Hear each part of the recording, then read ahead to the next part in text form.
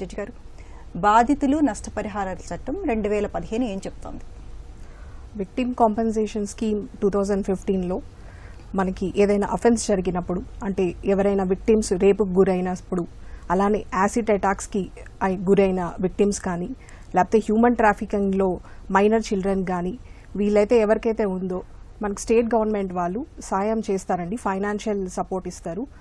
ఈ ట్రామాని రికవరీ చేయడానికి, అలానే మెడికల్ ఎక్స్పెన్సెస్ అయ్యే ఖర్చులకు కూడా ఈ సాయం ద్వారా ఈ ఫైనాన్షియల్ ఎయిడ్ అనేది వాళ్ళకి అందుతుందండి ఈ విక్టిమ్ కాంపెన్సేషన్ యాక్ట్ ప్రకారం. ఈ చట్టంలో ఉన్న ముఖ్య అంశాలు ఏంటండి? ఈ యాక్ట్లో ఏంటంటే మనకి కాంపెన్సేషన్, ఇంటరిమ్ కాంపెన్సేషన్ ఉంటుంది, అలానే ఫైనల్ కాంపెన్సేషన్ కూడా ఉంటుంది. ఎవరైతే విక్టిమ్స్ ఉంటారో వాళ్ళు డిస్ట్రిక్ట్ లీగల్ సర్వీసెస్ అథారిటీకి ఒక అప్లికేషన్ ఇచ్చుకొని వాళ్ళ యొక్క లాస్ ఏదైతే జరిగిందో అది వివరించుకుంటే వెంటనే డిఎల్ఎస్ఏ వారు ప్రిలిమినరీ వెరిఫికేషన్ అనేది చేసి స్టేట్ లీగల్ సర్వీసెస్ అథారిటీకి ఫార్వర్డ్ చేస్తారు. అక్కడ నుంచి వాళ్ళకి ఆల్రెడీ ఫండ్స్ అలొకేట్ అయ్యి ఉంటాయి, స్టేట్ గవర్నమెంట్ ఇచ్చింది. ఆ సహాయం వాళ్ళకి విక్టిమ్స్కి చెక్ రూపంలో నష్టపరిహారం అనేది అందజేస్తారండి.